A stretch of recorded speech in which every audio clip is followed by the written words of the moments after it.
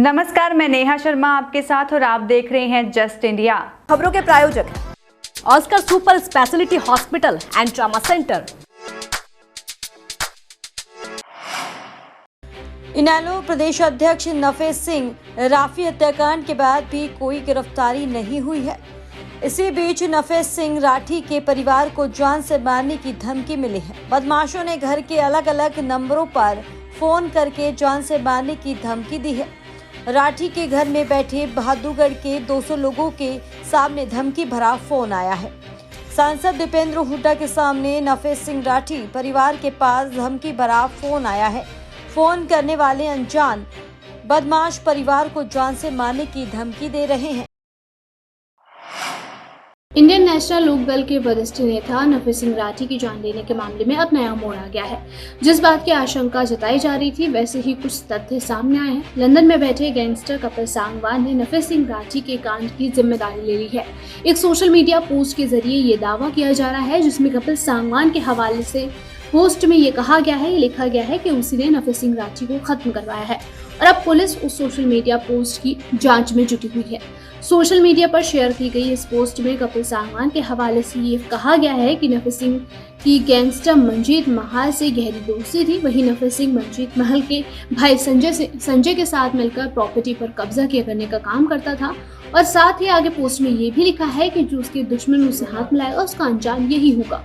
वहीं कपिल के नाम से की गई इस पोस्ट में ये आगे लिखा गया है कि उसके जीजा और उसके दोस्तों की जान लेने में नफे सिंह राठी ने महल को सपोर्ट किया था। गैंगस्टर सांगवान के नाम से की गई इस पोस्ट में ये लिखा गया है कि इनकी दोस्ती के साथ फोटो डाल रहा हूँ। जो मेरे दुश्मनों को सपोर्ट करेगा मैं उसके दुश्मनों को सपोर्ट करूंगा और पूरी 50 गोलियां उसका इंतजार करेंगी।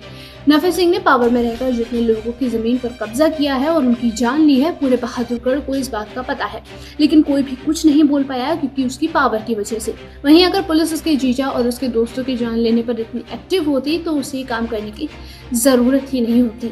इंडियन नेशनल लोक दल के हरियाणा चीफ नफे सिंह राठी कांड का मामला अब सीबीआई के पास पहुंच चुका है। आपको बता दें कि ये जांच सीबीआई को इसलिए दी गई है क्योंकि नफे सिंह कांड के मामले में सुपारी किलिंग का एंगल भी सामने आ रहा है और इस कांड के तार जो हैं अब ब्रिटेन से जुड़ते हुए नजर आ रहे हैं। ब्रिटेन के कुख्यात भारतीय गैंगस्टर से जुड़ते हुए नजर आ रहे हैं, जिसकी वजह से अब ये हाई प्रोफाइल केस और भी ज्यादा पेचीदा हो गया है और उलझता हुआ नजर आ रहा है।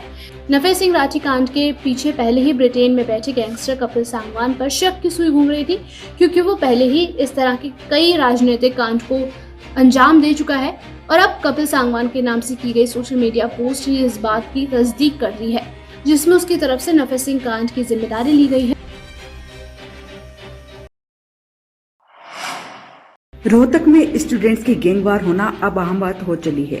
रोहतक के माथुरा में institute of engineering and management college में वर्चस्व को लेकर 2 छात्र गुटों में पंगा हो गया।